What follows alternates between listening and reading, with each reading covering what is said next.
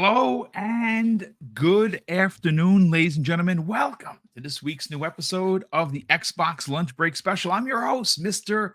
BoomStick XL, smiling as always. What an amazing weekend. Mrs. Boom was home Saturday, Sunday. She's home today. She's chilling in the room. Obviously, she didn't want us to not do the podcast because obviously most people enjoy it. And well, I'm glad that you folks do.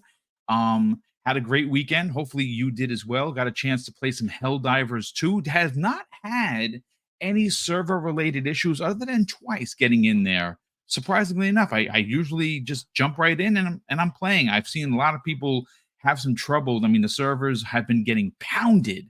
405,000 concurrent users on Steam, which is great for that small studios. Arrowhead Games, congratulations! That it's been I mean, again, just think about it: Power World and a AA game, or you consider it an indie game, and of course, this game being a smaller, title, a AA compared to some of the bigger AAAs, and boy, they've been the talk of the town. Power World seems to be just continues to be dominant, and we just keep seeing that Helldivers 2 is and gonna continue to break numbers, which is great to them. The only problem I'm a little disappointing on is that if you look at the sales numbers, they've sold over 4 million copies, but almost 3.8 million have been on Steam. That says what are the PlayStation fans? Because folks, as you know, I'm Mr. Xbox. And I have, I think, 15 hours on my PlayStation 5. And listen, I no slander here. I'm loving it. But where are the PlayStation purists to support the multiplayer? They're on Twitter. They're on Twitter. They're not playing the games. Yeah, that's where they are, unfortunately.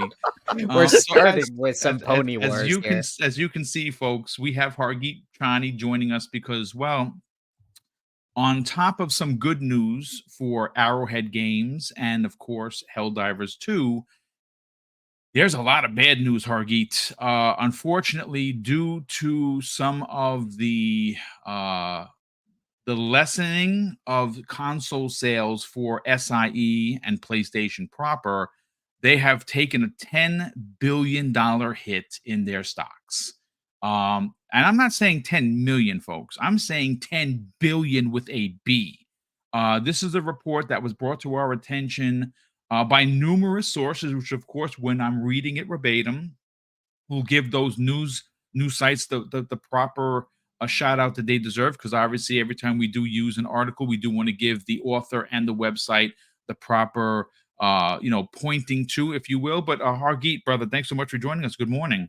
Or good afternoon now. Yeah, good afternoon. Yeah. Those fun topics, right? Why not? It's been such an eventful last few weeks. Good God, this year has been crazy. Yeah, I got to tell you, obviously, I don't know how the gaming media is going to spin this. As we know, they are Sony purists first and foremost. Yeah, sadly.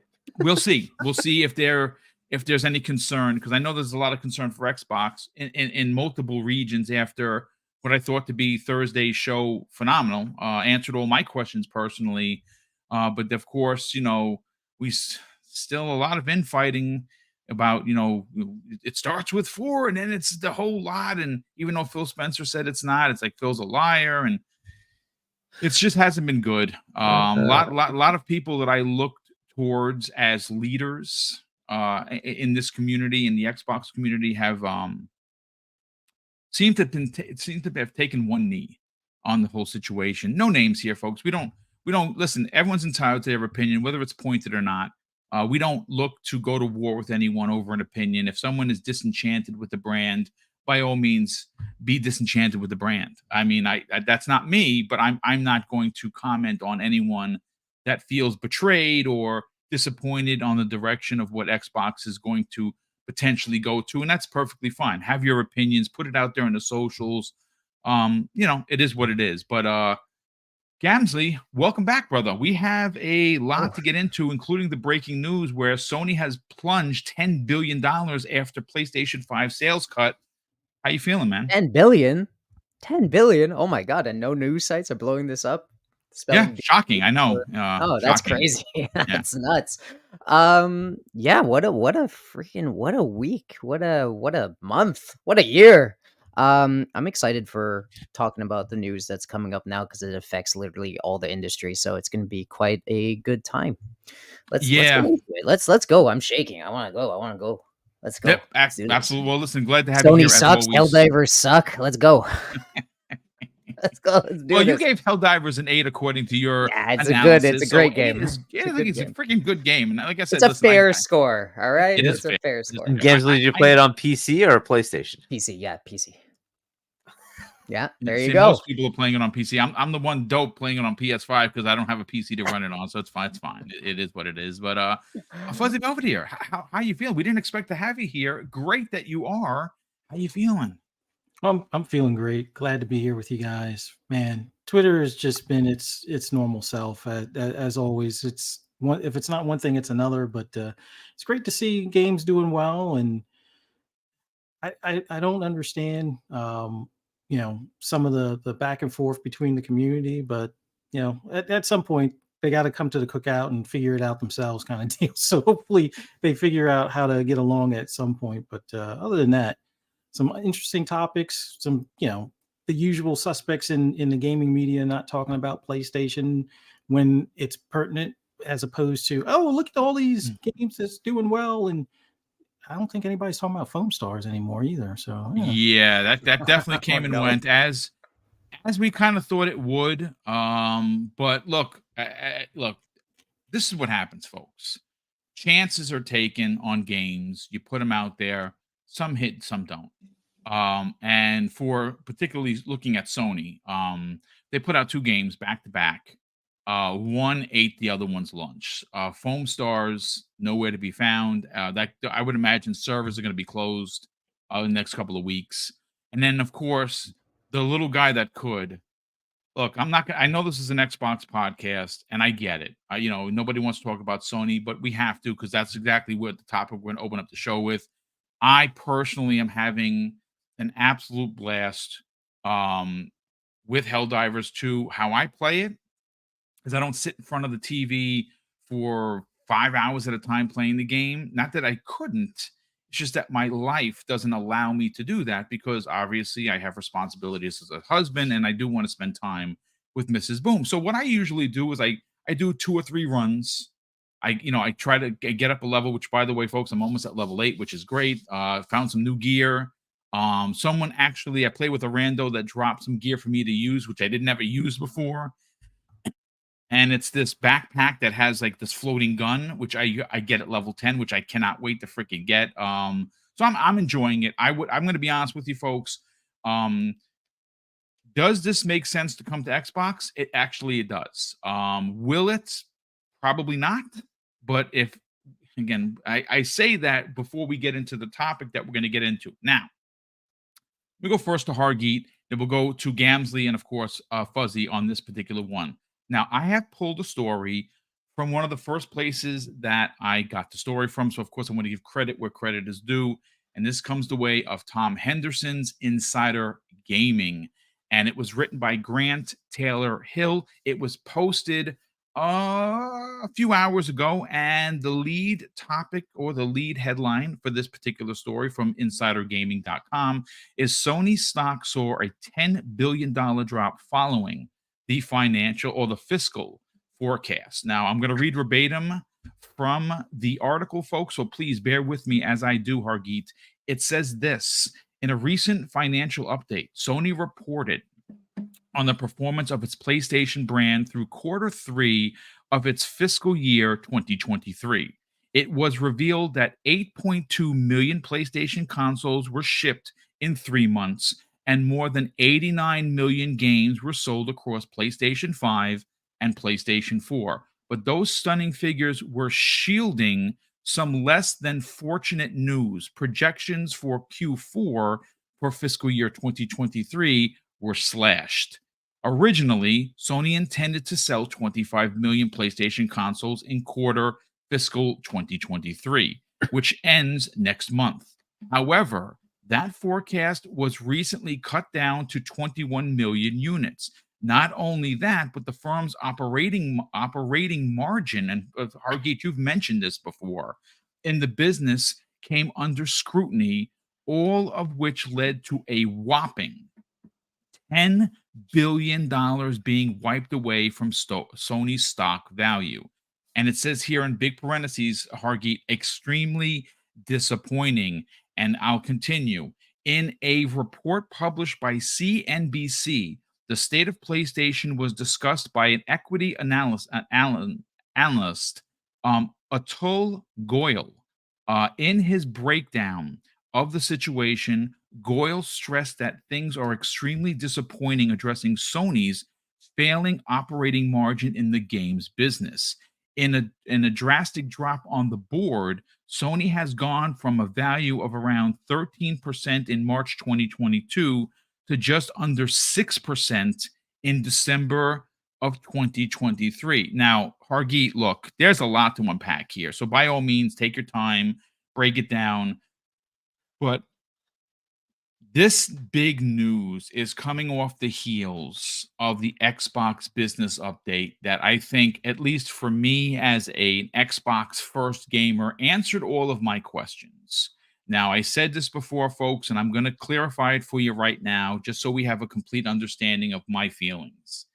I am in the camp, and I'm going to die on this hill, that I do not see a world where it makes sense for me, as a purist of consoles who has been gaming since 78, where God of War finds its way to Xbox and Master Chief finds its way to PlayStation.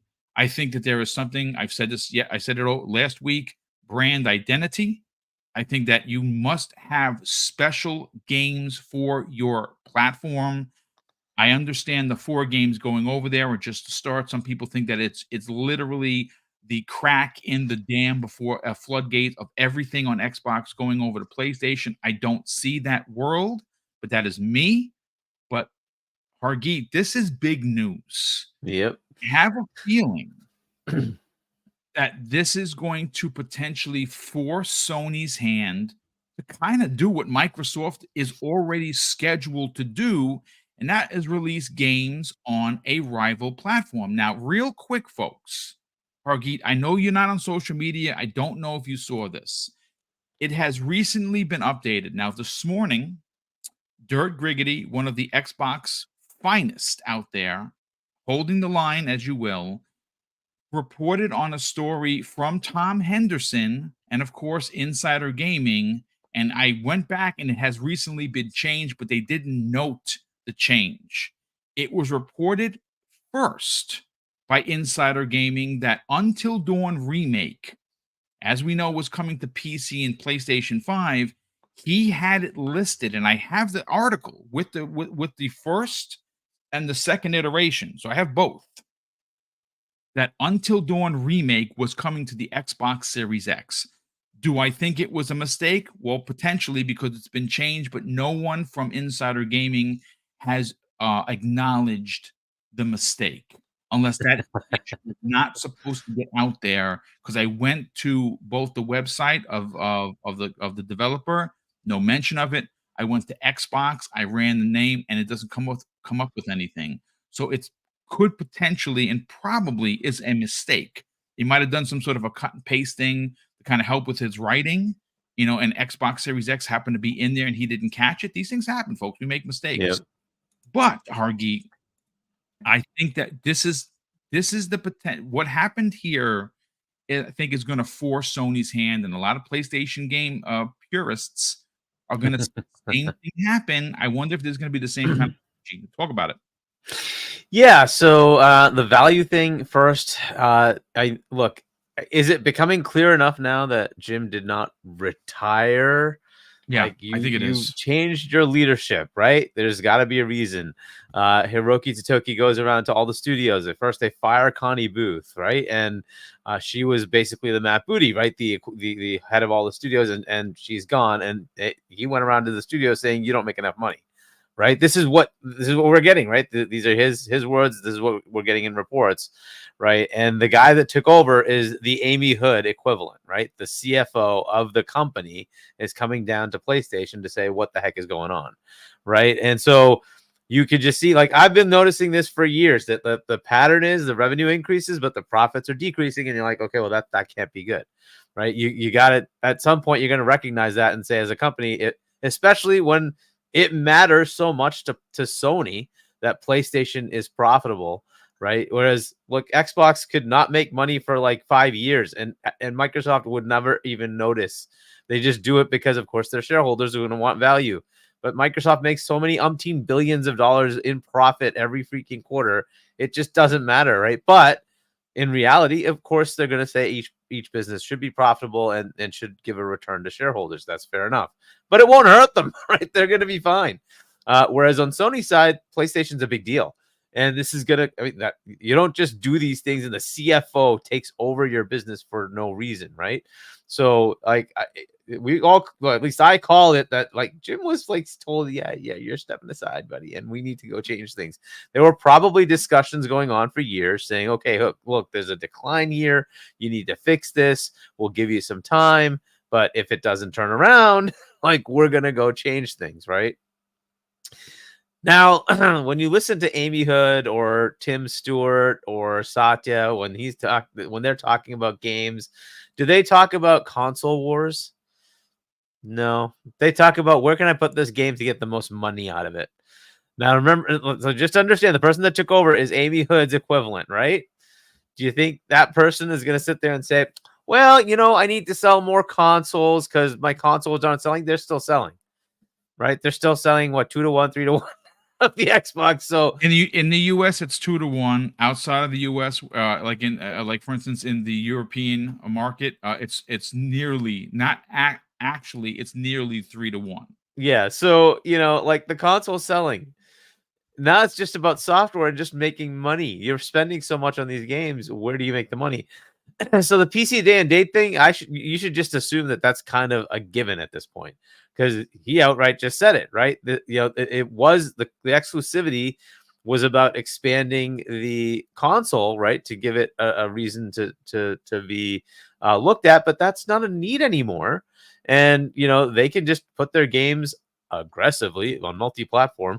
So, and then he clarified that being PC, but, like, I just can't see him not looking at things like the engagement rate of multiplayer games on Xbox and say Helldivers, which 75-25, that's the apparent numbers that we're getting. It's funny. Would you mind if I just interrupt for a second? Yeah. Because you're one of your partner, Jay Fonzarelli. Shout out to Jay Fonzarelli. He runs an amazing podcast, folks, and the guy wears his heart on his sleeve. You should definitely be subscribed to his podcast. He just literally posted moments ago something from Matt Piscatella, who's a numbers guy. Yeah, this is what Matt had to say regarding the perplexing number difference versus PC and PlayStation players. Check this out. Listen to this. According to Matt Piscatella, it's at Matt Piscatella on Twitter. He says, from Circana's player engagement tracker, Helldivers 2 has been a huge hit, but it's mostly coming from PC. Of the daily active players on the respective platforms, nearly 1 in 4 US Steam players are now playing Helldivers 2. Well, listen to this. This is where it gets crazy. While fewer than 1 in 20 active PlayStation players are playing the game. Yep, and 75% of the gamers for Helldivers are coming from Steam. Yep, and 25 from PlayStation. Look, this isn't surprising to me, at least. That, like, we know they don't play the multiplayer games unless they're casual, in which case they're playing Call of Duty, FIFA, and Madden, and all those games, Apex and Fortnite. They're not playing these kind of games. This has always been the PlayStation headache. Thank God they decided to put this in day and date on PC, right? And that Hiroki Totoki's sitting there going, yo, I made more of my money on PC. What am I doing putting this on freaking PlayStation? Why aren't all my games on PC day and date? It's going to happen at this point. He's the guy running the show. he's going to bring in somebody as the new CEO and is going to just give them the dictate. You're going to continue this pattern. We're putting games on PC day and date. I would 100% not be surprised if they put games on Xbox. This game would do better in engagement on Xbox than it does on PlayStation. I'm pretty damn sure. It's what we do. We play these kind of games. This is the DNA of Xbox. It's been the DNA since Halo was the marquee title of the original Xbox. It was a co-op campaign experience. That's what they do. And so this is what the average Xbox gamer, this is who they are. And like, so this kind of game would do well on the Xbox side. I'm sure the engagement would be better. There's this beautiful thing called Game Pass where they could just get a bag directly from Microsoft and put it in Game Pass, right? Whereas they're hesitant to do it on the PlayStation side. So look, there's plenty of good reasons for them to work with Xbox on doing that, bringing Until Dawn. I would say take things like Returnal, bring that over, or take Sackboy or Ratchet and Clank that didn't sell well, put them on the Switch, right? Massive install base, and those players are more likely to buy that game. It's just the way it is. PlayStation players want to play Twitter and Pornhub, not play games. It's just the way it is. Like these are just the stats. Shots. These are just the stats, right? They keep saying we don't buy games. The attach rate on Xbox is better than it is on PlayStation. People on Xbox play more games. They just do. And you can keep claiming otherwise, but it's just realities. The publishers are telling you this. At this point, you can just see it clearly. You put a game day and date on PC and on PlayStation, the engagement is far better on PC than it is on PlayStation. Like, just go play the game, and that takes away that narrative. But unfortunately, that's the narrative that's there. The 10 billion is looking at the future. And look, this is the fun of this year. Nintendo moved out of the way, right? They're now in 2025 for the next Switch.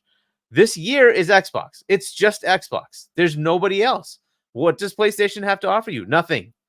Heck, I don't even know if there's a game coming out after April. Like what do they have? All their games, they've put them all out, right? Rise of the Ronin and all that. That's all coming out in the next few months. After that, what do they give you? What do they have? Nothing. Now, to be fair, Hargeet, you are onto something, and I think that the second half of the year is why we're seeing this reduction in what they expect to sell. Because here's the thing, again, understand, folks. No one is suggesting that when Sony puts out a first-party game that it's not a quality game.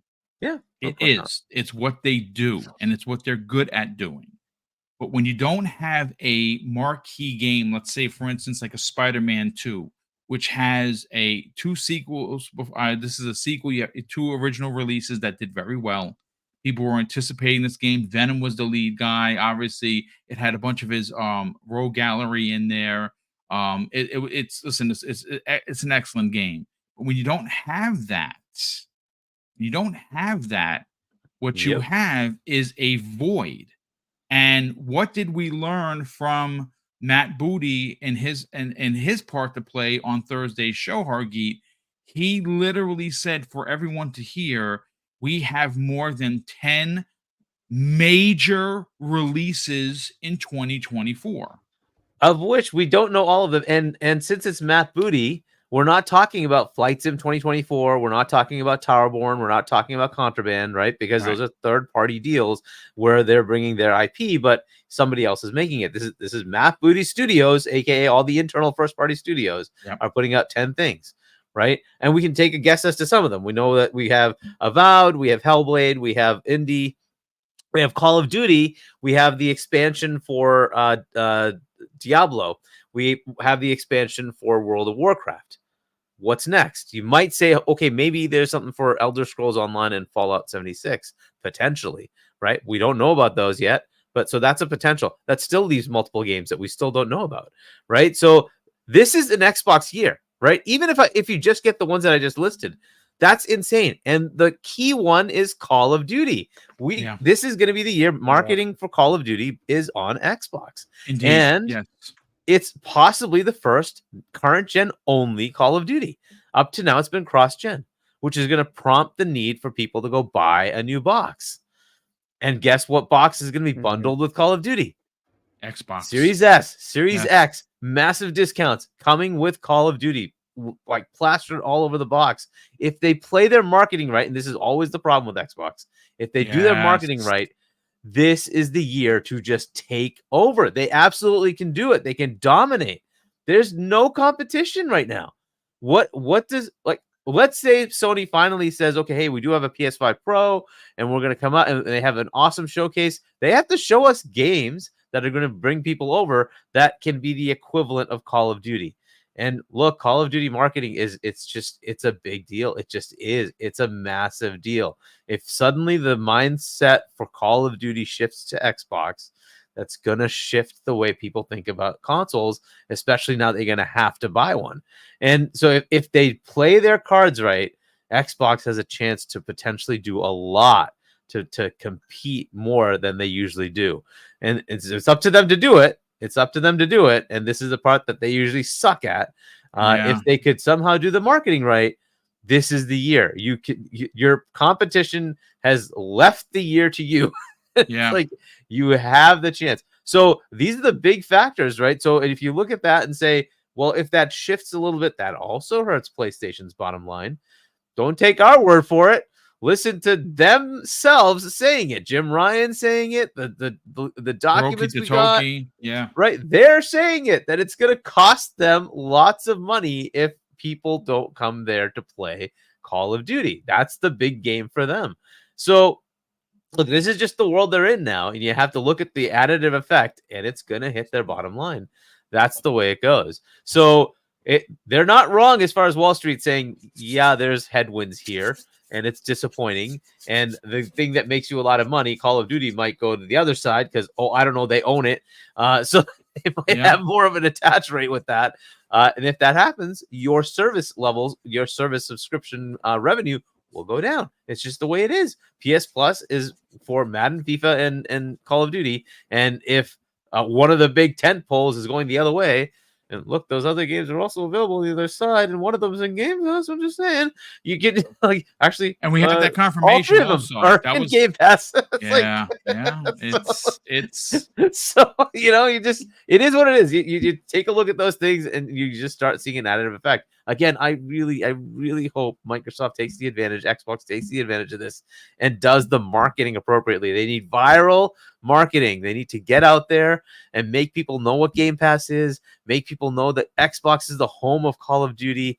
They need to go out there and make that happen, and they need to get PC Game Pass subs up. There's so much they could do if they just did the marketing. They used to do it. They used to be like Sega, right? Just go out there and bombastically say things.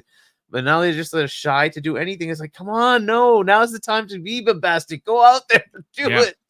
Go do the marketing. So yes, I can understand why the Wall Street side, they're saying, we don't know here. This is not looking that great.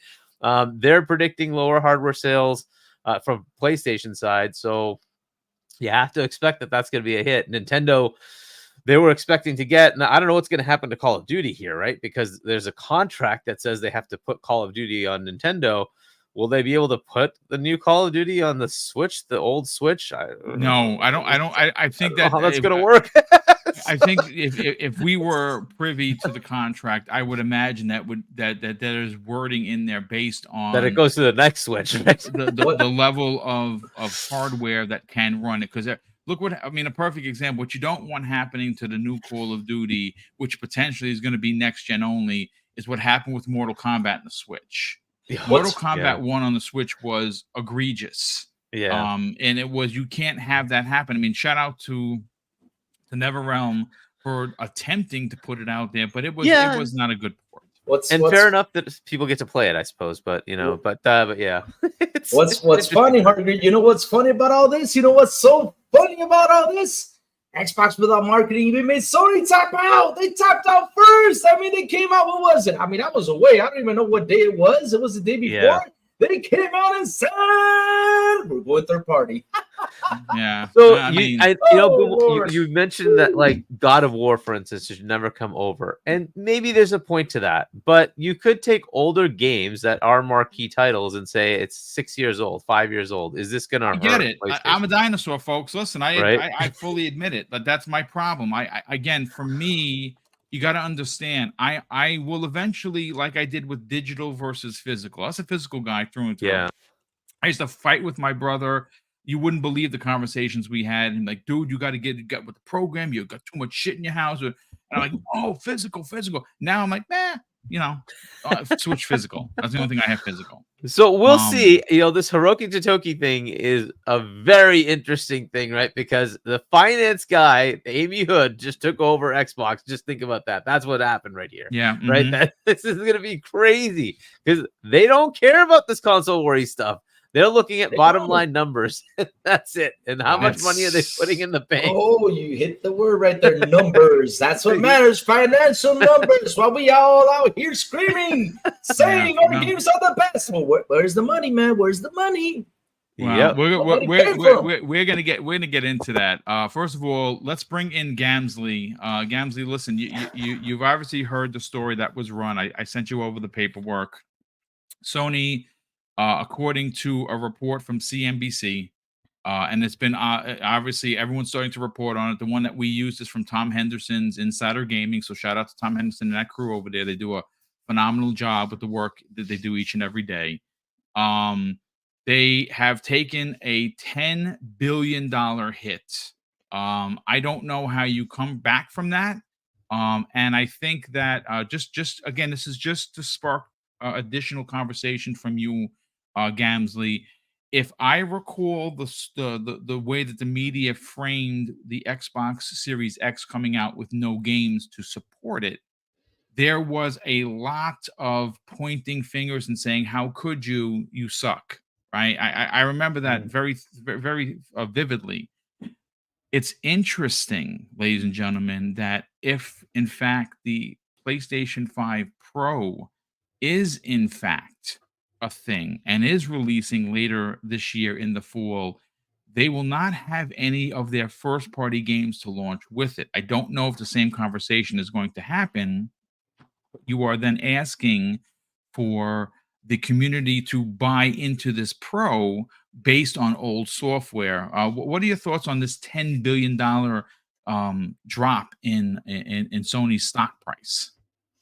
Well, yeah. Well, to hit on something, to be fair, you said backlog of catalog. That's a huge thing. Series X and S did have that backlog, but they did also launch with nothing. So I think the Pro is going to be fine because I mean they will have third party stuff. So if somebody goes to buy a PS5 Pro thingy, they're going to have Rebirth out, they're going to have Helldivers 2 out, they're going to have all these other big games out. So I don't think it's really a comparison one-to-one there, but besides the point, Hargeet, you beautiful bastard.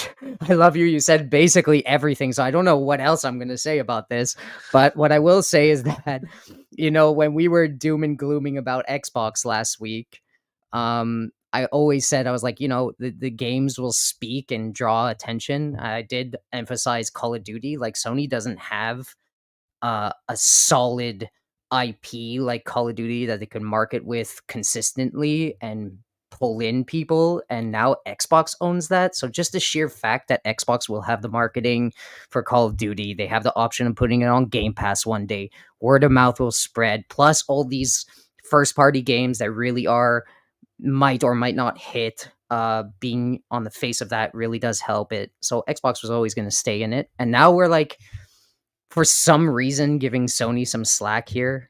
Like, what makes it different that Helldivers comes to Xbox and some stuff from Xbox goes to PlayStation? Like, I don't see the difference there. So on the Xbox side too, we're kind of like hypocrites there. It's like, well, I mean, why is it okay for, like, will Sony die if they put Helldivers on Xbox as well? Will that, player base dwindle as well and then they explode? So we're not having that conversation, which I think is weird as well. But anyways, point is, this is a terrible thing for Sony. It's good for us because we're going to see and play more games. PC Master Race forever. So that's a good thing. I don't know what else to say about this. This is bad news all around. I don't know how to sugarcoat it. I don't know how to laugh at it. I don't know if we should laugh at it, but yeah, it's just bad news all around. I'll let you guys speak on it because I don't really care. Yeah, I don't care. I have more things to say on the other stuff, but this is Well, where I all mean, companies are this is where all companies are going, right? Like even third parties. We were really scared that third party games one day won't show up on Xbox if they start to dwindle in the console box. But it's nonsense because at the end of the day, it's all about numbers, and third party are third party and they don't have platforms. So I mean, if Square Enix wants to grow, which they internally do, they're going to show up on Xbox one day and other platforms, and that's just the way of growth and where the companies want to Yeah, go. they have to And have enough consoles to target though, right? And that was the fear. right, If it goes below yeah, 15, 20 million, then it becomes yeah. dicey. I totally understand. I don't think that was And ever Gamzu, possible. you with mentioned Call of Final Duty. Fantasy. I've heard that game only has like a month exclusivity, so it probably is coming to at least PC. Oh, does it? Is that a thing? Is that I okay, believe well, so. So it's coming to PC yeah. sometime mid this year.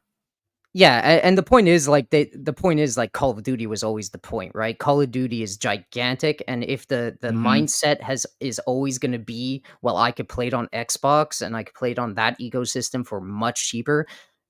I mean, they're going to do it some point. Like it's going to take maybe one or two Call of Duties, but at some point I don't think Xbox ever had a scarcity of like dropping out because the console sales would drop to a certain point they're not worth shipping on. I just thought that was always absurd. Yeah. Because they have a hardcore player base already. Anyways, the point is wasn't going to happen. The bad news for Sony, but wherever the games go, I mean, yay for us, right? If Well, it I comes mean, to listen. PC, yay. Look, I think This is not about the ultimately, console, by the way. The console war. This is bad news for no. Sony. I'm just saying, This good is for us no. about third party stuff. Yeah. I have No, nothing well, else to obviously say about you that. have a lot to say on the happenings from Thursday, which of course we're gonna back half of the show, folks. We're gonna get into that because I haven't had a chance. You've heard what I had to say and what Hargeet had to say. And of course, obviously, if Fuzzy Belvedere wants to expand on or expand on what he said, maybe he has different theories. Who we haven't heard from is from Gamzee. Of course, we'll go to Gamzee first, and then Louis on the back end to hear their opinions and thoughts on Thursday's revelation. But Fuzzy Belvedere, I want to drop this on you because I know that I've said this in the past, and I've been lambasted by many PlayStation players accusing me of falsifying the evidence, so to speak, when it comes to MLB The Show and Xbox players playing this game more than Sony players. And if you believe that, that is perfectly fine. I think the reason why I bring that up in this conversation, Fuzzy, is because the story I'm about to read really does compound why Helldivers will eventually come to Xbox. Why we might see other games from PlayStation, the sacred holy grail of gaming, PlayStation, actually put games on Xbox. And here's why. Here's more evidence, folks. If you're a PlayStation fan, sit back in your chair, get ready. According to TrueTrophies.com, Messy. okay, MLB The Show 2023, which was last year's, has 6 times the players on Xbox than it does on first-party PlayStation 5. And the report says this, folks. MLB The Show, yeah, you're What? laughing, but this is the truth. No way. MLB The Show No way. 23 has 6 times the 6 players on times. Xbox through Game Pass than PlayStation 5 or PS4, despite the 6 formerly exclusive baseball sim being on PlayStation Studios game. You might be stepping up to the plate for those MLB Wow. The Show 2023 trophies right now on PS5 and PS4, but it looks like you'll be outmatched on the field by 6 times the number Wow. of players on Xbox Series X and Series S than the PlayStation. Yeah. And that is reading verbatim from TrueTrophies.com. It was written by Kess Ellers Stevenson, and this was posted on April 5th of 2023. Mhm. So when you look at these numbers, and now thanks to the clarification of who Hiroki Totoki is, he is, of course, the equivalent of Amy Hood. Now, Mhm. Amy Hood is the CFO of Microsoft.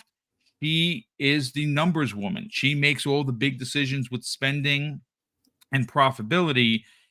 That is who has taken over Sony, who just posted a $10 billion loss in their stocks due to not only issuing this 4 million console sales decline, as they expected to sell 25 and instead they sold 21, but comes on the back heels of their software not selling to their gamers the way it should.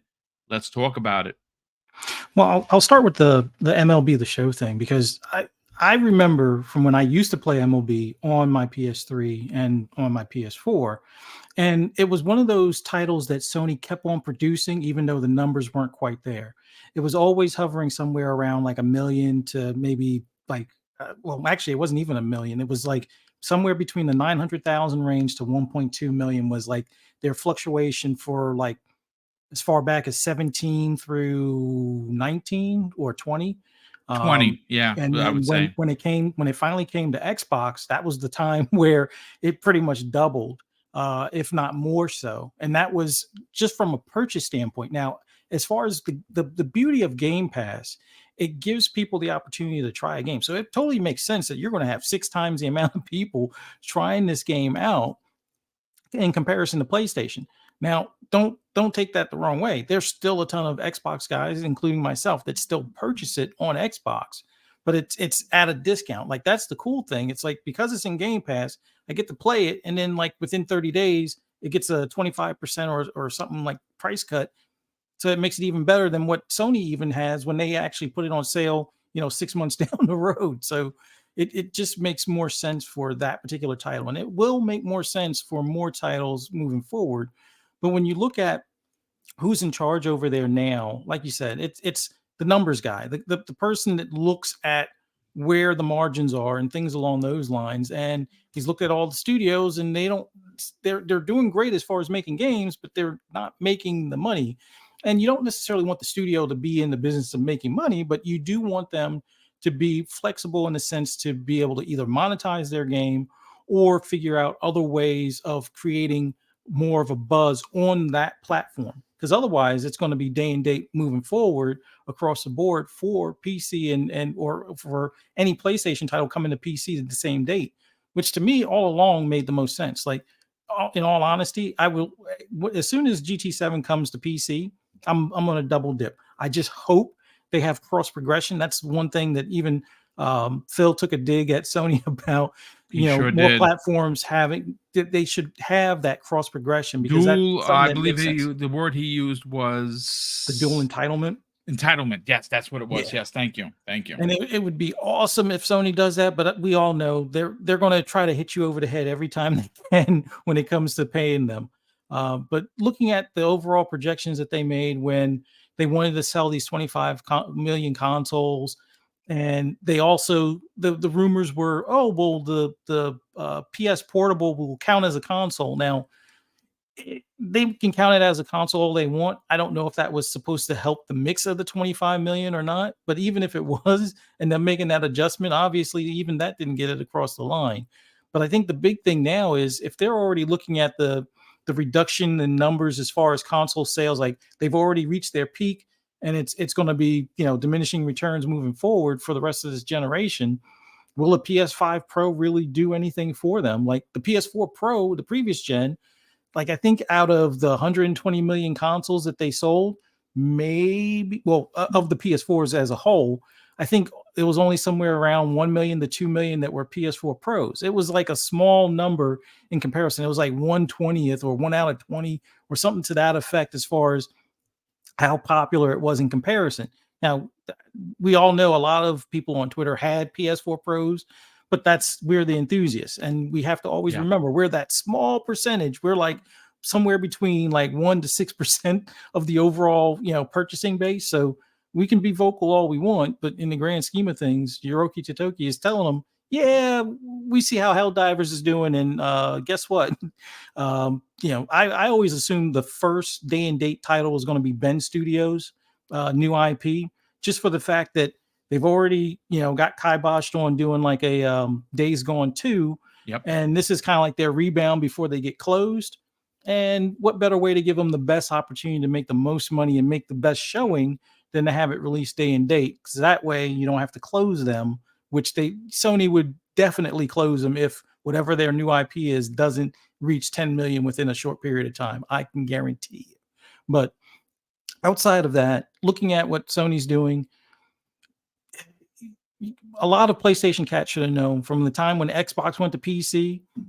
You should have known that it was going to happen with Sony as well. And I know there were a lot of people like, it'll never happen. I mean, even Insomniac said it would never happen. And look what happened. I mean, even Sony, well, not Sony Santa Monica, but whatever the San Diego, the one that does the MLB, they said it will never come to Xbox. And let's see what happened.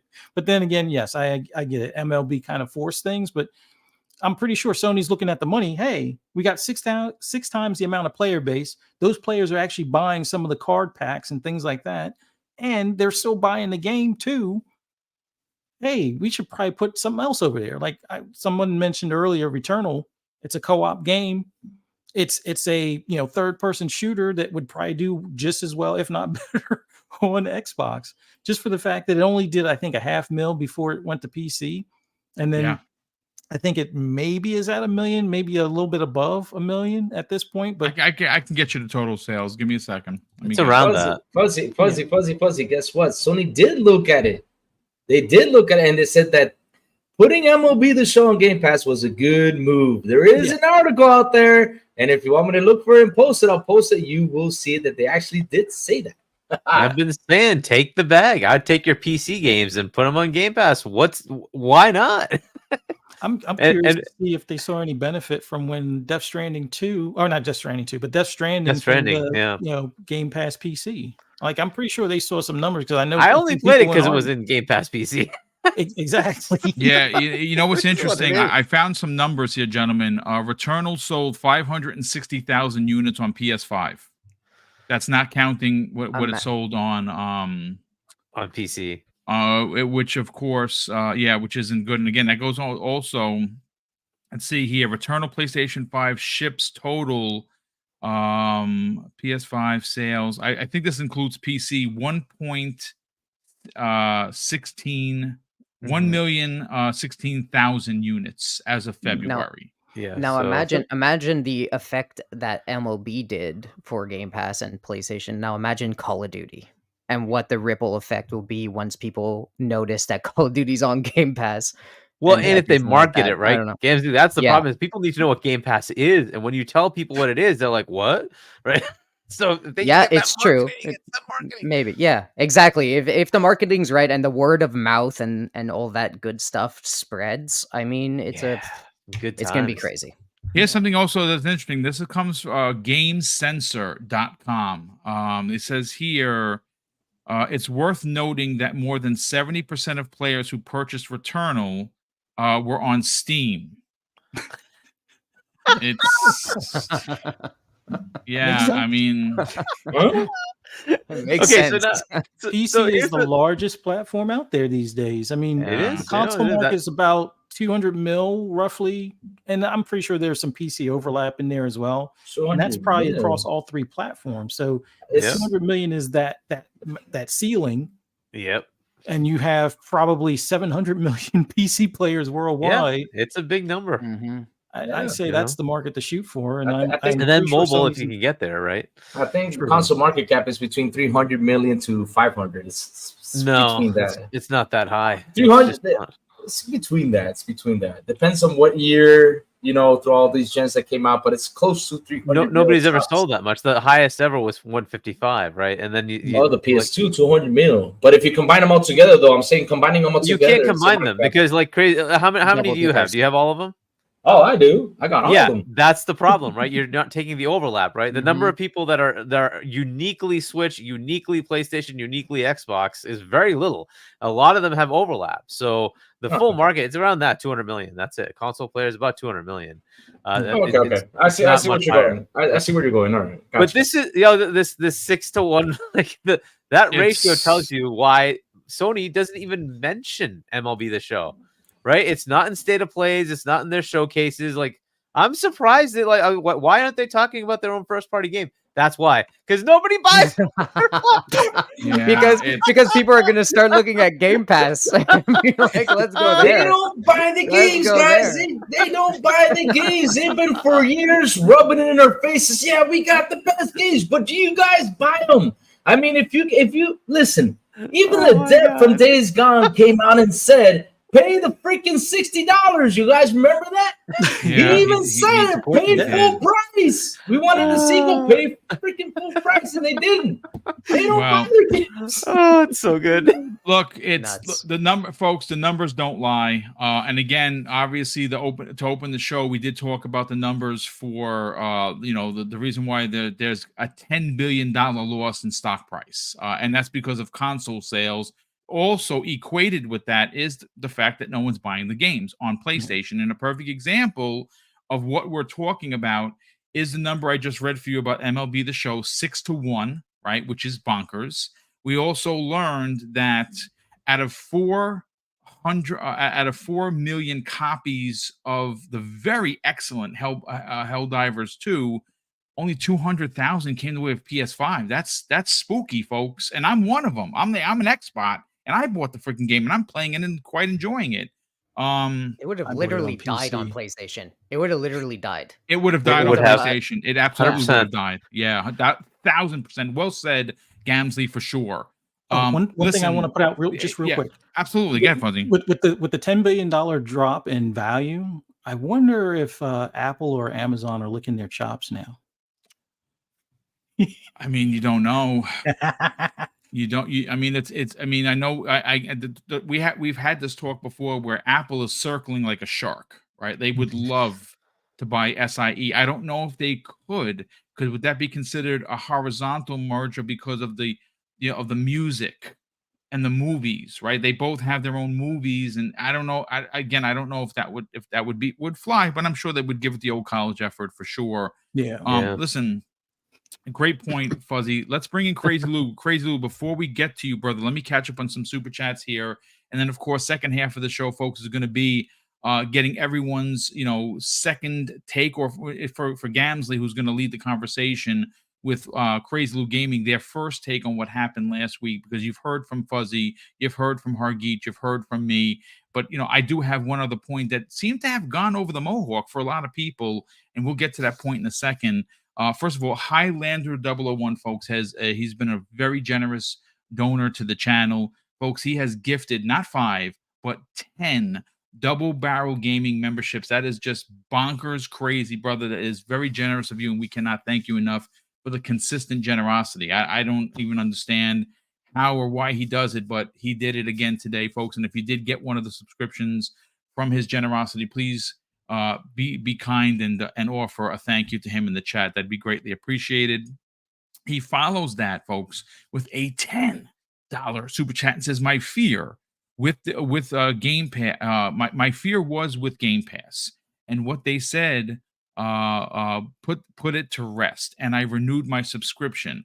I cannot wait to see what the head of SIE is going to do, as he is the CEO of Sony. He is a money guy, indeed. Yes, he is."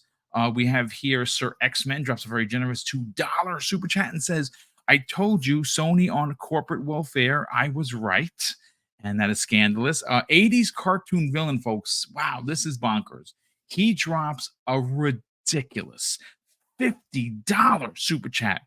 Thank you, brother. That is crazy kind of you. He says, "Increased console price, increased price in games, increased price in PS Plus, an overly priced, under-delivered VR machine, failed gas game strategy, and an overall reliant on remakes / remasters. Are we really surprised that Sony lost $10 billion?" That is probably the best way I think we could have put it, because yes, their handheld is selling out pretty much everywhere. The $200 handheld is everywhere you look. It's sold out, which is good for Sony, but that's a minuscule piece of hardware versus the investment they could PlayStation VR 2.0. That has taken a bath, man. It really has. It's quite scary. Bold Alpha Wolfpack, who's been a channel member for 4 months, brother. Thank you for the generosity. He says this, Fuzzy, did you see the interview with Totoki? He was saying there's a correlation between first-party releases and console sales for PlayStation 5. Indeed, he did say that. And we also have here Highlander 001 drops an additional $5 super chat and says, I see a price increase for PlayStation. Yeah, so do I. And I see Sony cutting jobs, which should be sad. When a company wants to increase its profit margin, that is what they do. And yeah, unfortunately, that's the business, and it's not cool. Dark50 drops a who's been a channel member for 4 months, says Sony needs GTA 6 marketing desperately. Can they afford it? Great point. And of course, thank you for the continued support, Doc. Definitely appreciate that. Gamer by Choice drops a very generous $5 super chat and says, if I were Sony, if I were a Sony investor, I would definitely want to know what their plans are past selling consoles, especially if consoles are not showing growth. Yeah, they can sell all the consoles they want. They're not making a whole lot of money on the back end. They make money on software and services. And if they have no software to sell, there you go. Sir X-Man drops an additional $5 super chat and says, I love Tomb Raider. This is what it was like back in the day.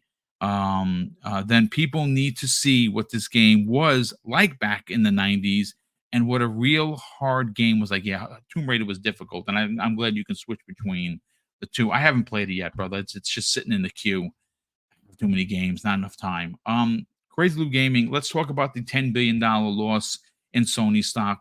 What concerns do you have for their platform moving forward? Do we see a Microsoft level fixing in course or course correcting? Maybe we see more PlayStation games finding their way to Xbox. Oh, I've been saying it for a long time, haven't I, Mr. BoomStick? I've been saying it. Sony is in trouble. I've been saying it for woo-wee, and people just didn't seem to believe me. But hey, there it is, 10 billion loss. It's terrible. I'm not happy about it because I always love competition. We all love the competition because competition pushes the other to do better. That's the truth. That's what we want, right? But are we going to see them move like Microsoft is moving? I hope so.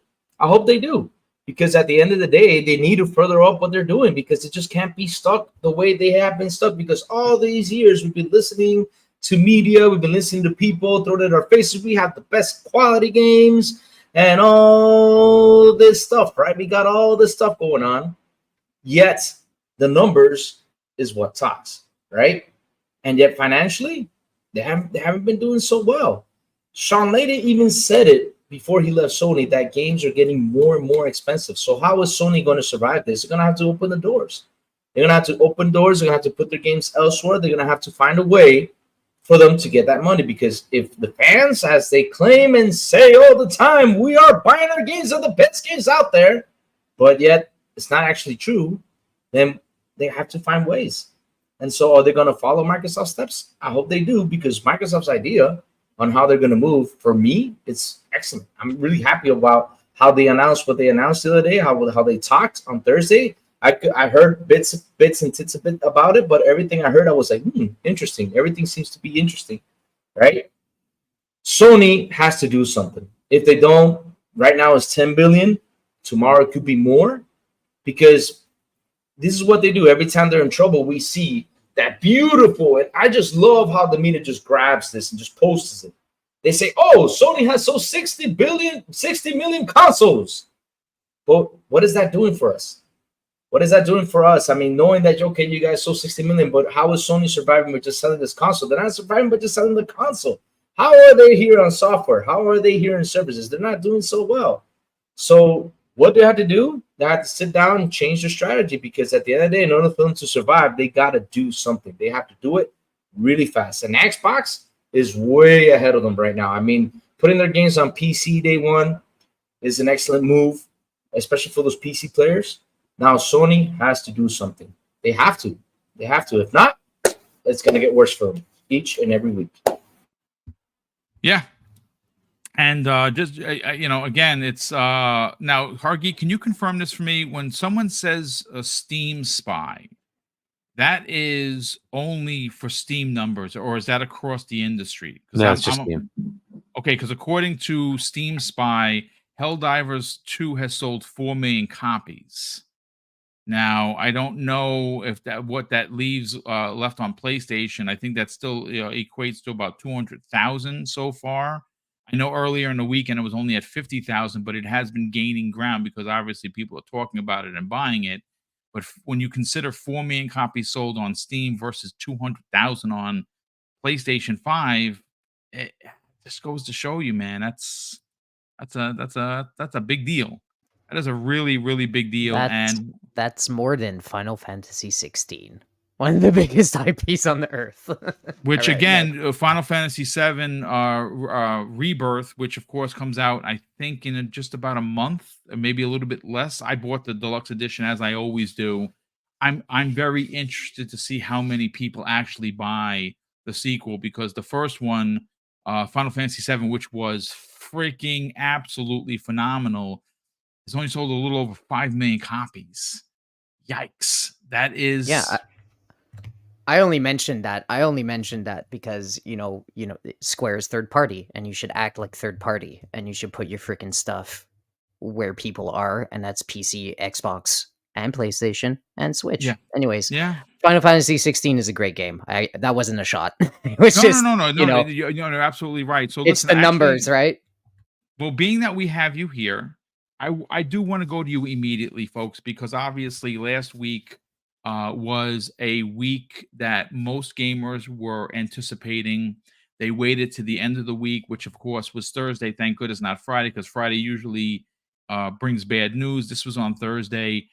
Gamsley, we had a chance to sit down and watch this podcast that was done in an excellent fashion from Tina Amini. She did an amazing job, as we know that she does. She is formerly with IGN. Now she is now a Microsoft employee, and I think it's a phenomenal hire for them. We got a chance to see the big three as they were, Sarah Bond being there, Phil Spencer, and of course, Peaches, a.k.a. Matt Booty.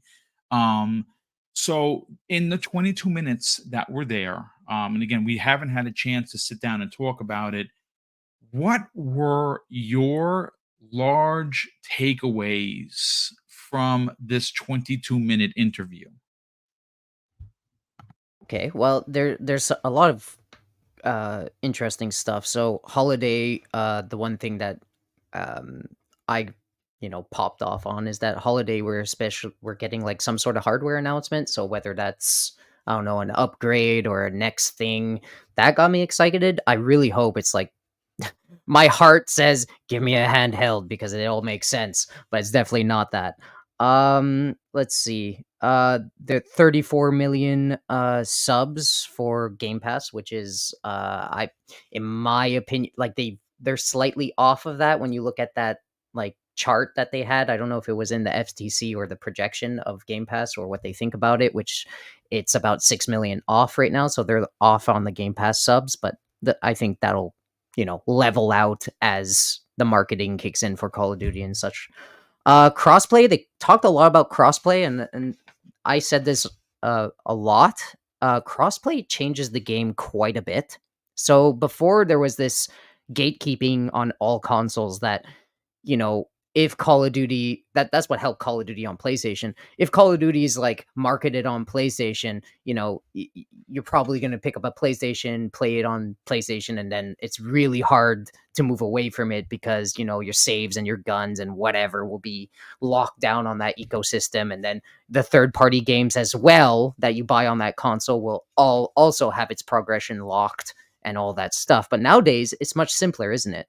So nowadays, a lot of third parties do the crossplay thing and the cross save thing. So even if I play, I don't know, this is not true, but let's say Elden Ring or whatever has a cross save feature, I could play that on Xbox if I move away one day from PlayStation. So as this stuff deepens and bonds deepen between third parties, and PlayStation has to be forced to allow the save progression thing or transfer thing, I think that's a huge step for Microsoft.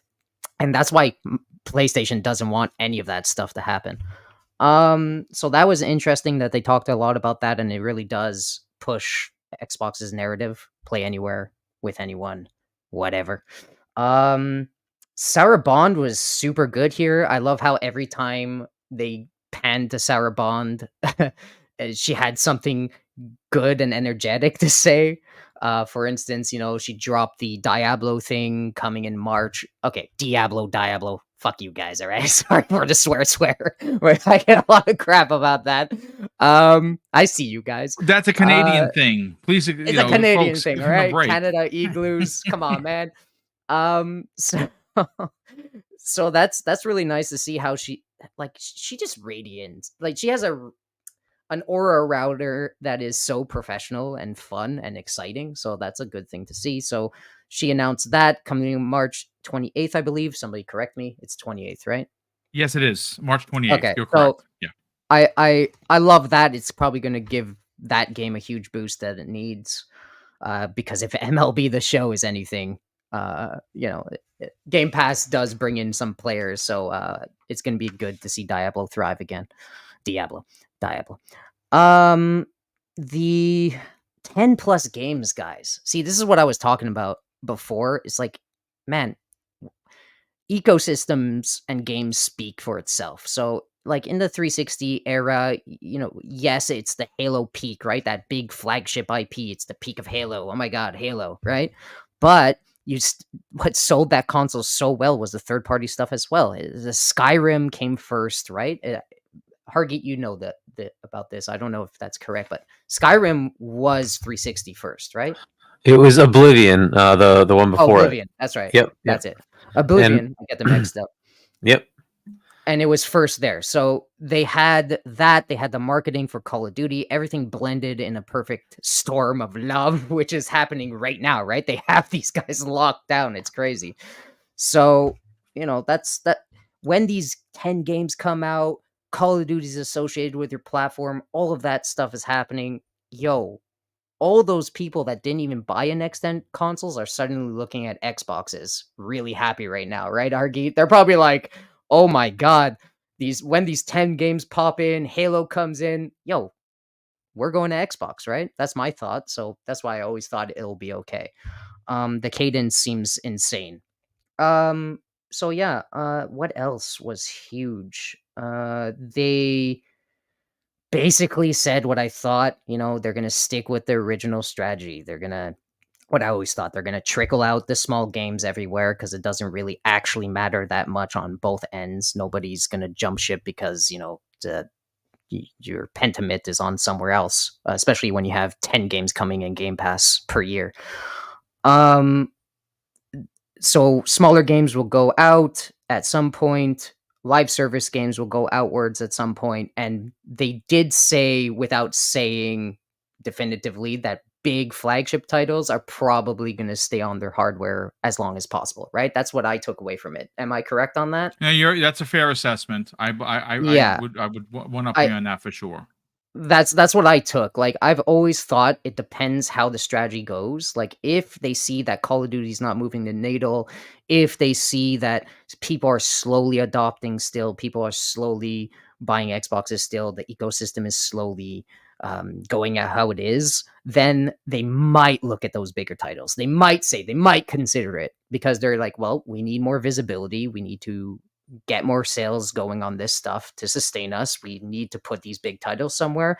I would say Indiana Jones and Starfield, never Halo and Gears. That's what I always suspected. Big flagship first parties great that's always been assessment. associated. Yeah. Big things that's always been facing Xbox first will always stay Xbox as long as they possibly can. But things like Bethesda games that already are places that, they were before, I don't think that's a huge deal. I think that's what's happening. So yeah, slow adoption equals big games maybe going to the other platform. Strong adoption, they hold them close to the vest as long as possible and maybe never put them on there. That's what considering means, right? You don't want to say never, ever, ever, ever are these things going other places. If they need to pivot, they're going to pivot. As long as they see growth, everything's okay. Yeah. Another thing I don't have written down, so I might be forgetting. But that's the key points that popped out to me. So surprise, guys! Xbox is committed to hardware. They're gonna keep releasing hardware. They're gonna give you the big marquee titles that are known for Xbox only on Xbox. And surprise, their strategy is Game Pass. Surprise! I don't know if that was surprising, but yeah. Crossplay is a big strategy for them, and yeah. I think this was overall a solid message, and it was overall a solid show. And that's it. I don't know what else we want from them. Yeah, I'm gonna end it Well, there. listen, obviously, if you hear something that kind of makes you think about something you might have missed, just just jump in. But we will we'll come. I mean, great points all around as always. Yeah, and I think you're onto one. something. I think that get finish, Gambler. Yeah, one last thing. Overall, I love. Like I always knew, or I could have guessed that this was all going to be okay. And for people that say I'm a PlayStation fan for thinking it's all going to be okay is a little crazy, and I don't understand it. But I think Xbox is like, in my brain, Xbox is going to be bigger than ever. Just imagine how big they're going to be once the marketing cycle hits for these games. It's not even going to be like the consideration on maybe putting these big titles on another platform won't even be a consideration once they see the numbers grow to where they want it to be. So if Call of Duty is putting that needle up, like everybody's kind of grabbing Game Pass, it goes steady to their projections, like they get to the 60 million mark when they want to get to the 60 million mark, they won't need to have they won't need to do that, right? It's like almost they'll look at it and be like, oh, the numbers are here, so why pivot in the wrong direction? Doesn't make sense. Let's keep riding this wave, putting out good games, and see where it goes. And good companies pivot when they need to. And PlayStation, Xbox is going to dominate, and PlayStation is going to follow suit in their own way, and it's going to be good for literally everybody. And if I would have to say one thing, is PlayStation's on a back foot right now. They're kind of like on the edge, being like, oh no, MLB The Show is being associated with Xbox. Oh no, all these big games are being associated with Xbox, and all we have that has any cultural relevance is freaking Spider-Man, and that's not even ours forever. So I don't even know what to say. They're on the back foot. It's obvious, and I was always Team Xbox, still am, and I do like every other platform. Yeah, I don't know what else to say. No, I think you knocked it out of the park. Honestly, I think you're being very fair thought thinking. You pointed out some amazing facts, which is why we're glad to have you here. So thank you so much for that. Crazy Lou Gaming. Let's bring you in. Obviously, Crazy Lou, you were away for 2 weeks on vacation. You were doing some traveling. You're back. Okay, so the Thursday show, it was 22 minutes. I think there was a lot of revelation to be had for everyone that had concern about what third-party Xbox looked like. We did get confirmation on 4 games, but we don't know what those 4 games are. But we did get a lot of chatter, specifically from Famitsu.com, who confirmed that the 4 titles were pretty much everything that we thought it was going to be. It's Grounded, it's Sea of Thieves for their gas games, and their 2 smaller games, Pentiment and Hi-Fi Rush. Those all make sense to me. Again, I'm still gonna stand on this hill and say that the Gears, the Forza, the Halo, those are marquee titles for that define your brand. I don't think it makes sense and it dilutes your brand. That's just my personal feeling. But what did you got a chance to now sit back and watch the show? What were your big takeaways from what was put out there by the 3 bigs? One thing I was happy about is all this rumor talk is it's gone. It's gone. No more rumor talk. It's done. I'm so happy it's done. I mean, it was crazy for the last, month and a half ago, 2 months, 3 months ago, the people talking about Xbox going third party. Xbox is going to die and all this stuff. I was like, man, just wait for the company to come out and speak. Just hold on, chill, relax. I know, because here's the thing, though. Let's be honest about this, right? We all saw that there was a bunch of layoffs. Probably some of the layoffs that happened, a couple people were probably a little bit mad at Microsoft or anything. No, this stuff just blew up. It went crazy insane. But after I heard like bits and bits about it, because to be honest, I need to sit down and rewatch it a couple times because for me, when it came out, it was super late. I was over there in Europe, and I couldn't sit down and watch it. I watched it again, and I was just too busy to sit down and listen to everything and get my thoughts all well put together. But just those 4 games out there, like they said, they're putting those 4 games out there is probably just to see what's going to happen, because I bet you it's going to be a couple service games. Why not? Service games need to grow. They need to. I mean, they're probably up Like Helldivers. like hell. Exactly. Yeah. Good job, Hansi. I love how you put that 2 cents You're in there. welcome. Like Helldivers. You're welcome. Like Helldivers. I mean, all these service games need to grow. Don't lock them down. For example, Sea of Thieves, okay, probably reached a notch over there on PC. Probably reached a notch over here on Xbox. So yeah, why not throw it over there? Same thing with Grounded and all these awesome games that other people can sit down and enjoy. I mean, why the heck not? Put them out there. Put them out there. And another thing I love is that everybody was saying Xbox was going to die. Yet they said they're going to come out with a huge technological leap for next gen. Oh man, that has me hyped up. I can't wait to see what they're gonna do, man. And I'm telling you, it's gonna be big, because if they say it, it's gonna be huge and it's gonna be amazing. I mean, I'm happy they came out and actually cleared the room with everything that was going on. I mean, a lot of people were mad, a lot of people were sad, a lot of people, put a lot of feelings into this. But at the end of the day, guys, this is a business. And this business, if it's got to find a way to grow and it's got to find a way to continue, hey man, go for it. Because I don't want Xbox to die. I don't want nobody to die, because like I said, competition is always good. And without competition, then you get one person right here, and it's gonna become what's that called? Like in Spanish is envidioso. It's gonna become, is it envious? I don't know what the word is, but it's gonna become like, let's raise the prices over here. Let's put this over here. And Monopolistic. It's gonna be, probably that's the word. Not monopolistic, but but it's gonna start raising prices without having a competition out there to face it. So yeah, like I said, I don't want nobody to disappear. I want to have competition, man. This is the way to survive.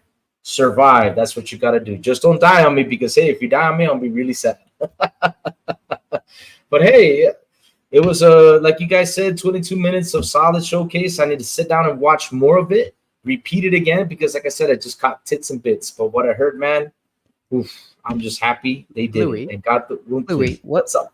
What brings you to Xbox? What do you like? Why do I love Xbox? Oh, Gansley, what brings me to Xbox? Yeah, well, just like one key point. It doesn't have to be one key point. Oh man, I'm just a big gamer, man. I mean, Xbox for me is my gaming console. I've been gaming there since 2006. I did have the OG Xbox. I did have it, but I started playing online in 2006, and that online thing had got me to make great friends, play with friends, and all that stuff. And from the online, I basically fell in love more with it. And basically, how it works. What's up? How it works and the ecosystem and all that stuff, right? All that stuff, and I love it. They're great. They're great with everything, though. Great response, great feedback. Every time I had an issue with a game or anything, they always came to just get on the chat. Great response. They're great. I love Xbox. Great with all that stuff. Cool stuff. Customer support is awesome. Love it. So I mean, look. At the end of the day, I think that people could be concerned about the whole we're going third party. And again, there are purists out there, no names, that are very disappointed that anything is going over there. I get it.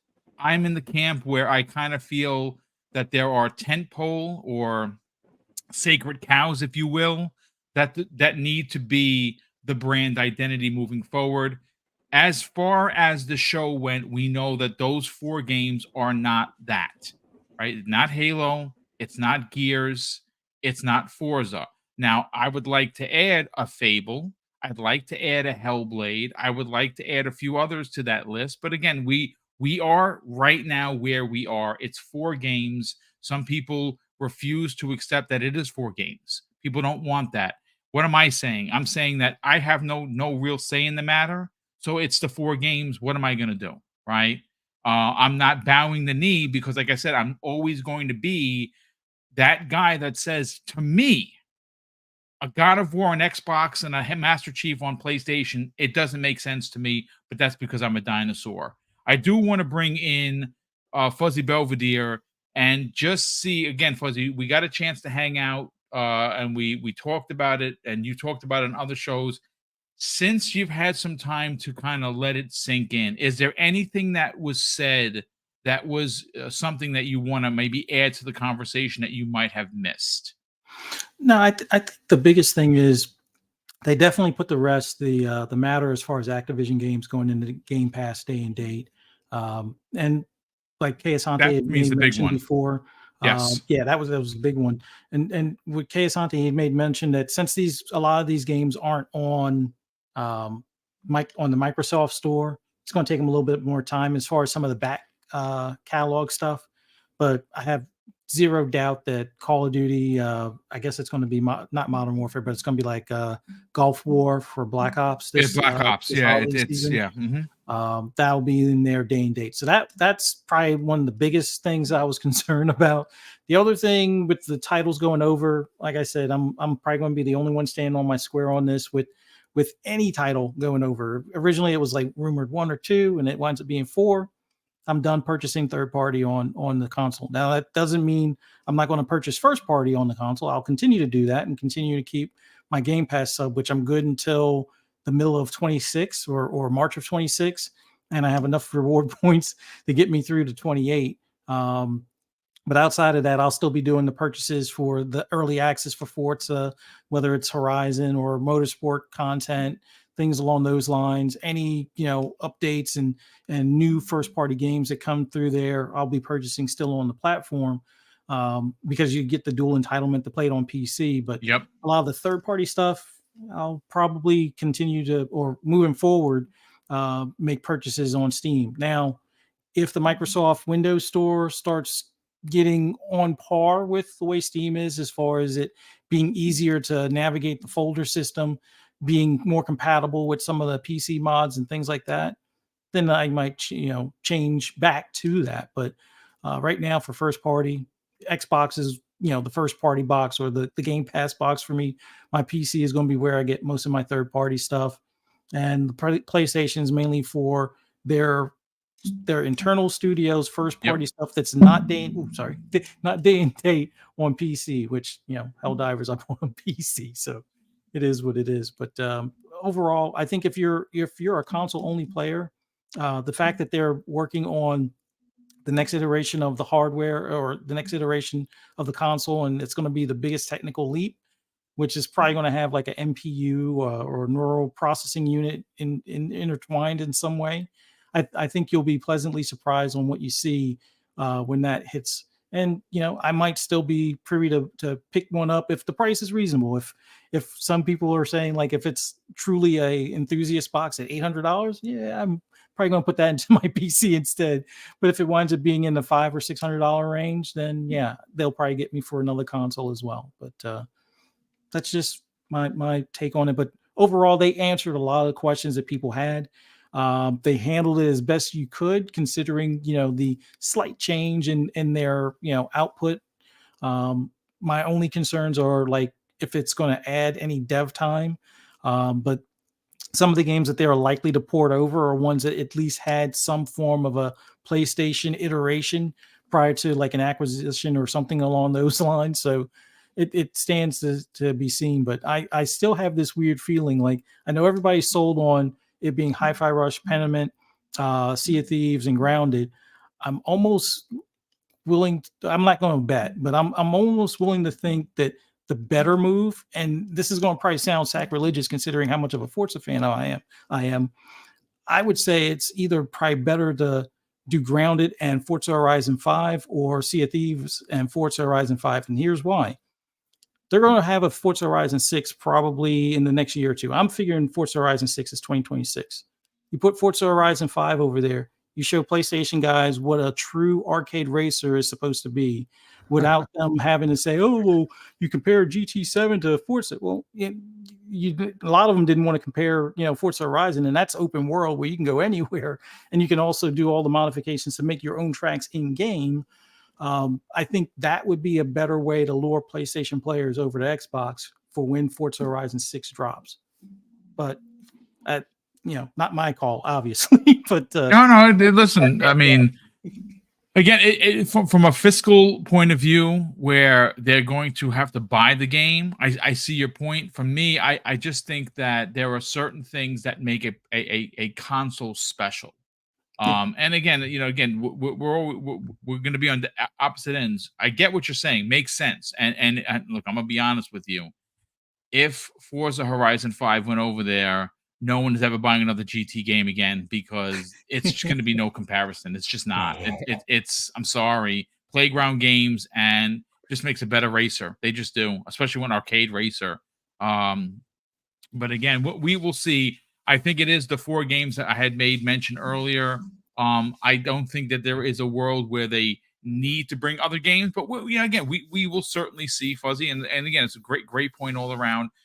In closing, let's get Hargeet. Hargeet, listen, we've talked about this, and you've talked about it specifically because not only have you talked about it with Fonz, you've talked about it with us, you've talked about it with the Game On Daily. There's been a lot of conversation.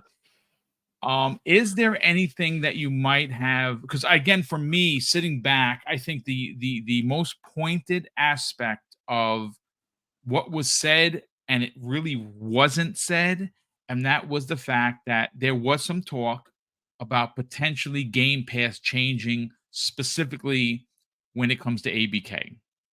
We have learned that in fact is not the case. Mm-hmm. ABK games are going to jump, and according to Matt Booty, games that are first party or studios that are first party will be going into Game Pass day and date, i.e. Activision, i.e. Call of Duty, Black Ops, Gulf War. That is going to be the big one. That is going to what I think you see happen is this seismic shift that we were talking about. Call of Duty is a bombastic title, and it makes people move.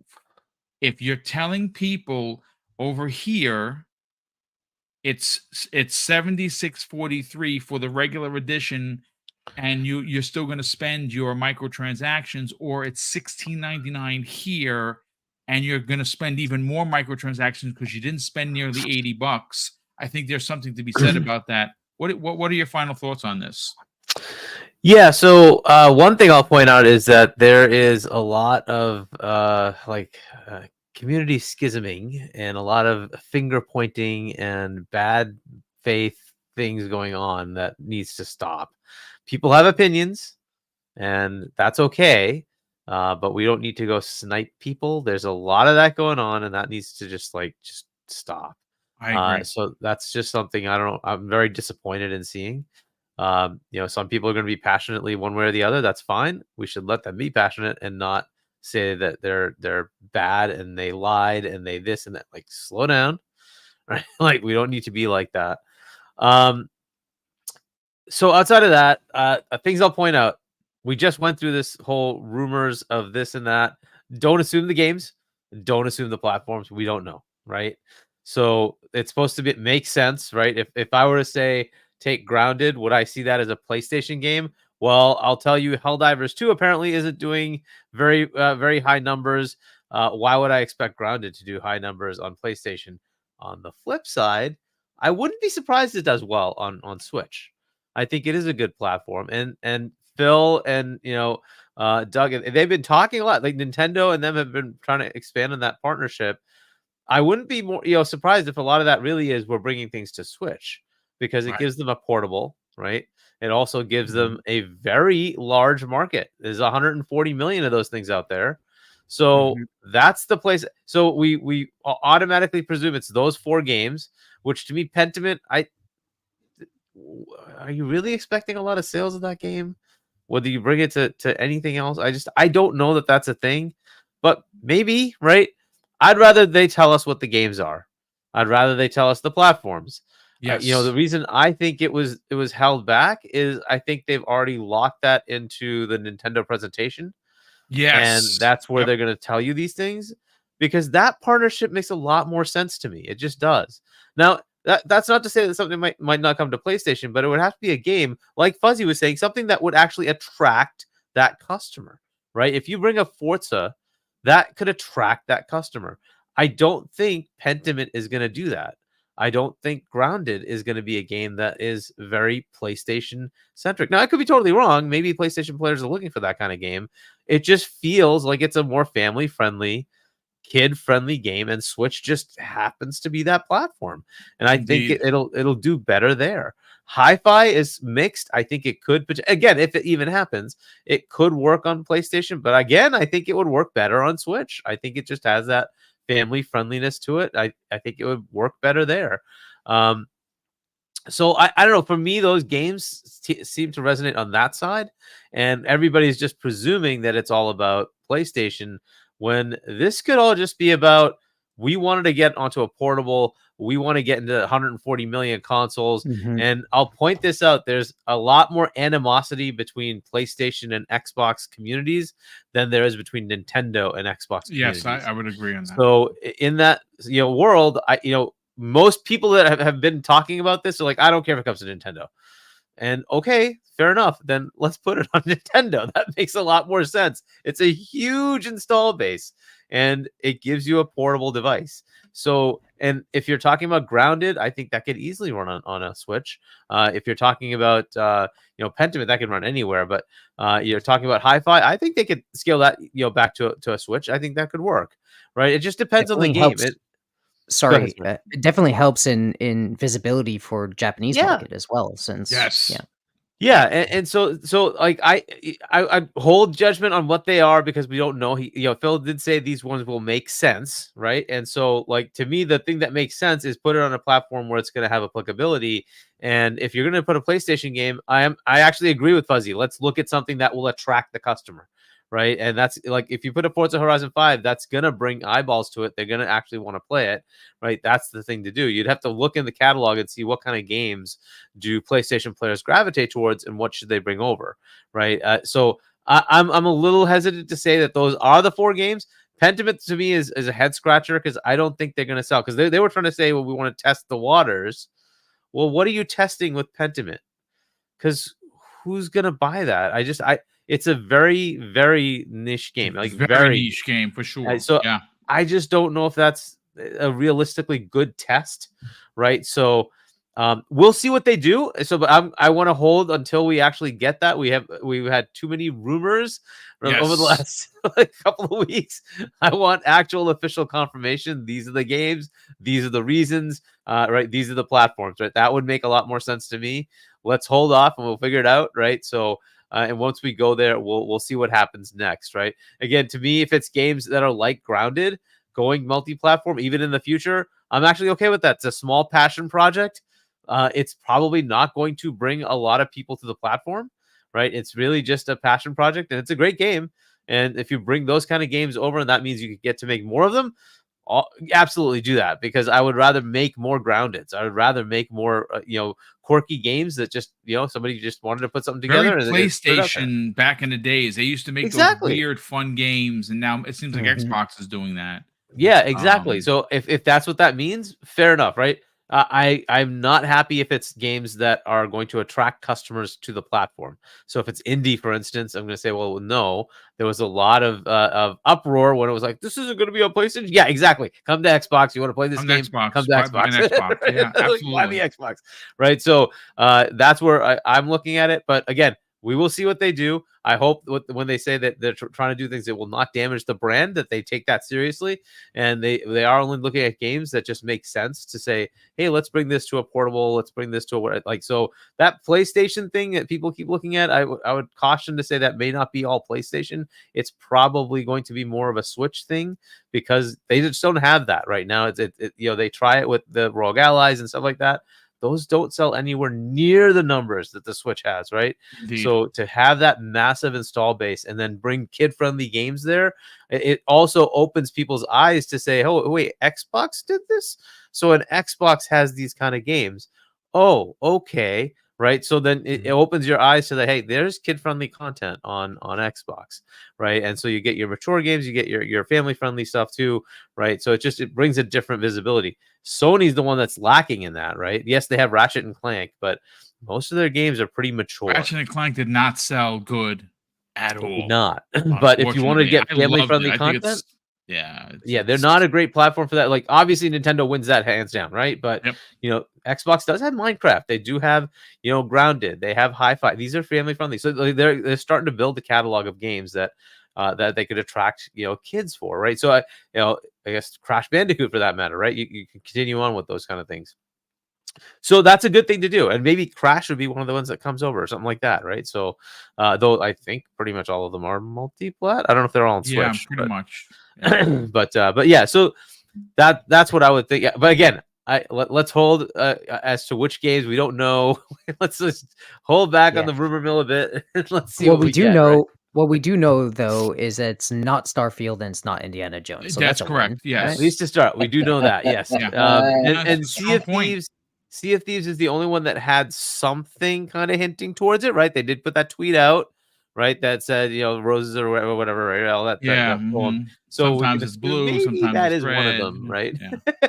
Right, but yeah. So let's just hold off. We'll find out. And by the way, Sea of Thieves, same thing. Like, I don't think multiplayer game is going to work on PlayStation, but it probably could work on Switch. Right? I think it would work really well on Switch, as a matter of So, fact. and again, family friendly, right? It's cartoony, right? It like, hey, you know, it's good fit, right? So we'll I mean, see. all you have to do is add the potential to buy Mario outfits and Mario themed ship stuff. People are gonna eat that up. Honestly, they And, you know, honestly are. They probably really are. will. They It's probably just will. it would make them a lot of money because Yep. who doesn't want to dress up as a Luigi pirate? I mean, come on. It's honestly. But listen, folks, look, I got to catch up on some super chats. Normally, this is a 90-minute show, which is right. We're on the mark. I want to get everyone to get their outros. We'll get out of here. And obviously, for the remainder of the week, we still have 4 shows. We obviously have Tuesday's Xbox Factor podcast, Wednesday's Primetime Gaming, and Wednesday is a special day, not only because we're going to have Hargeet come back and we're going to have, obviously, Kay Asante.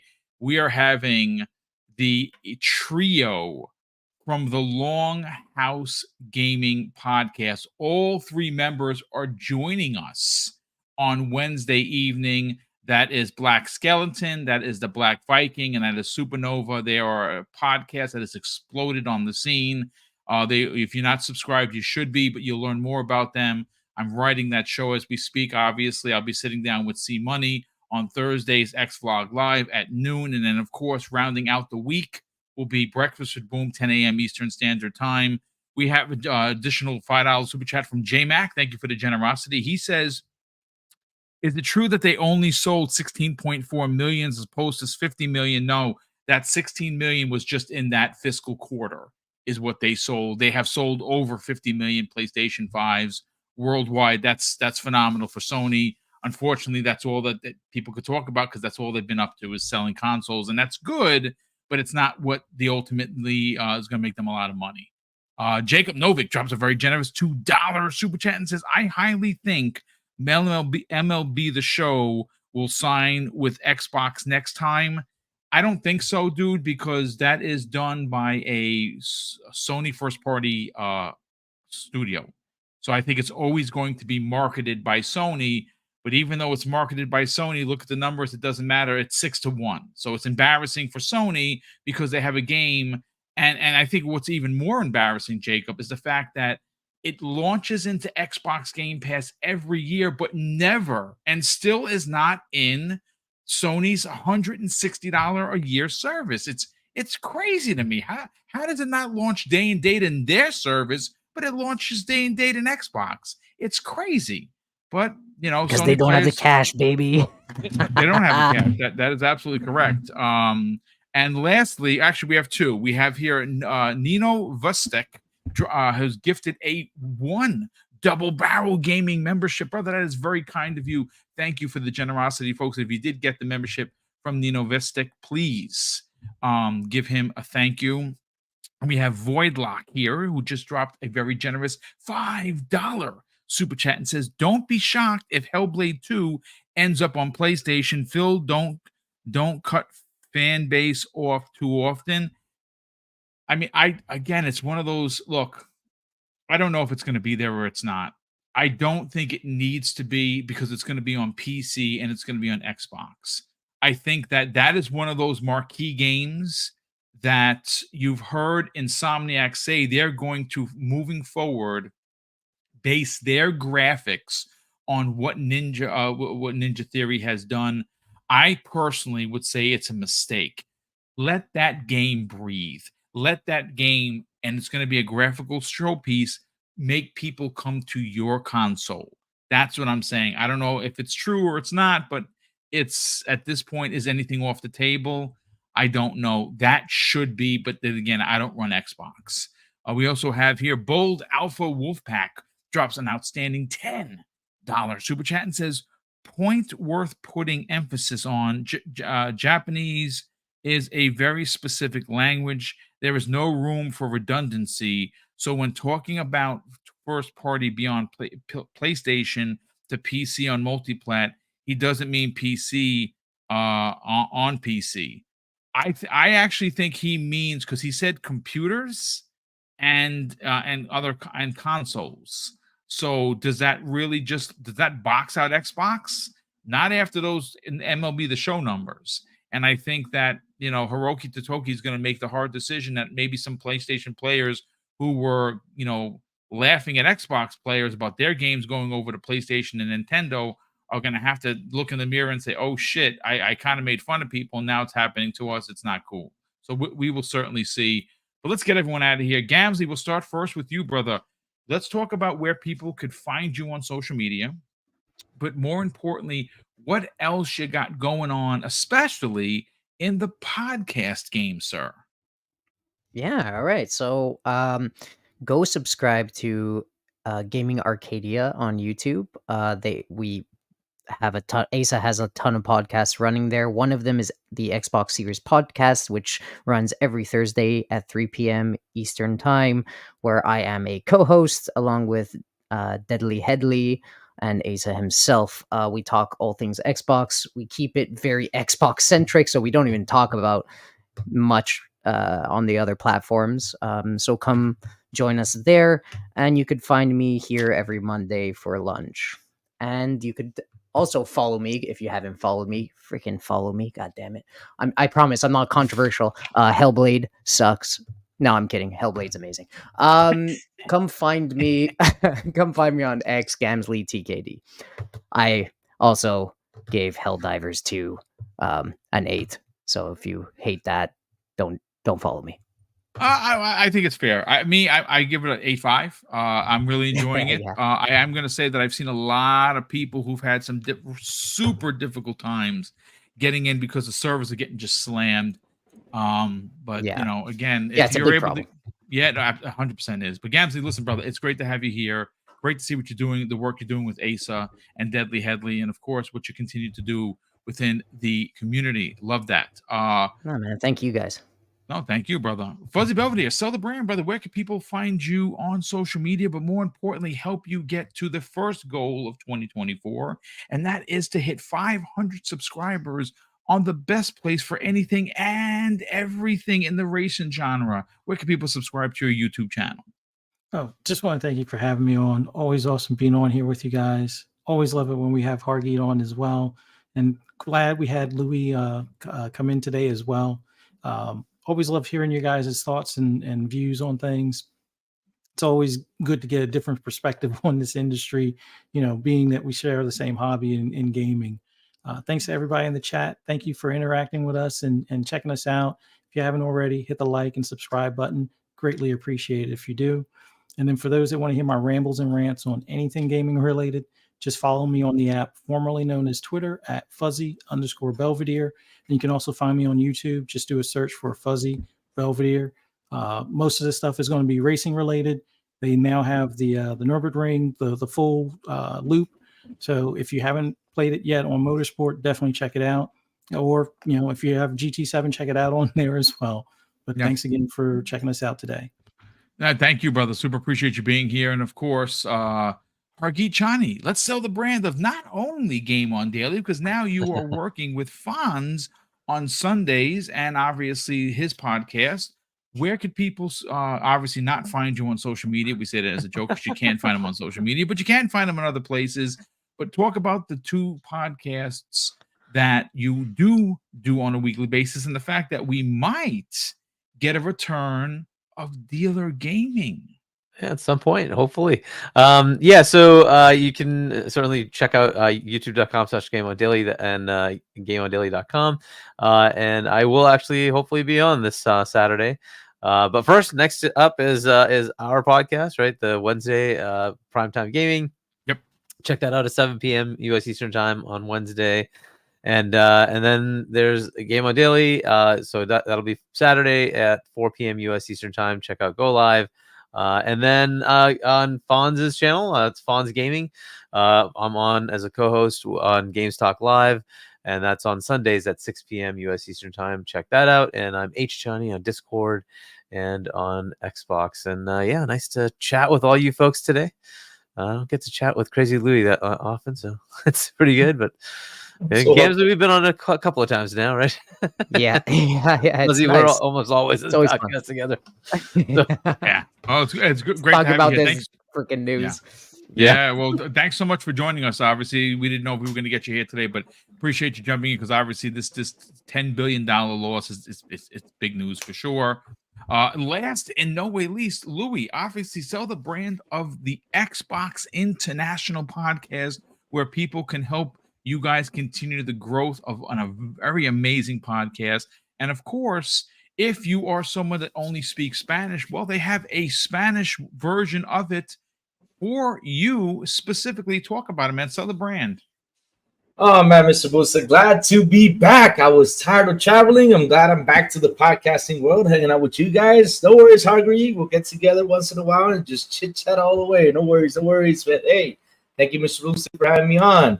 Where can you find the crazy one? You can find him on Twitter X at Crazy Louie Gaming. And this Wednesday, we are having our 100th episode. My God, it's going to be crazy. We're going to have a bunch of guests hopping in and out. It's going to be insane. So tune in this Wednesday. We're going to have mad crazy fun at 7 p.m. ET, the Xbox International Podcast, and also in Espanol on Fridays for the people who speak in Spanish with Eternal Shaddai, ASCAP Gaming, and Edwin, my brother Edwin from Dominican Republic, 7 p.m. ET in the Xbox International Podcast in Espanol. That's where you can find the crazy one. Well, thank you so much for that, brother. And of course, a big thank you to nearly 1,000 people that we had tune in for today's somewhat breaking news. Obviously, thanks to quite a few of the channel members that reached out to me through DM and said, "Hey, listen, boom, this is happening." I got up this morning to a bevy of information. A big thank you to everyone that did DM me with that. A big thank you to, of course, all of the super chats that continue to come in and the channel memberships that support the channel. We can't do the big giveaways without you, so we're very, very thankful for that. And of course, I'm going to close out the show with something that's incredibly important to me, folks. Hopefully one day it'll be important to you. And that's something that my dad taught us when we were kids. And he would say, Craig, treat others how you want to be treated. And also, it doesn't cost anything. Be nice. To live by those rules, son, I can guarantee you you're going to have an awesome day. So take care, everyone. And we'll see you next week on the newest episode of the Xbox Lunch Break Special.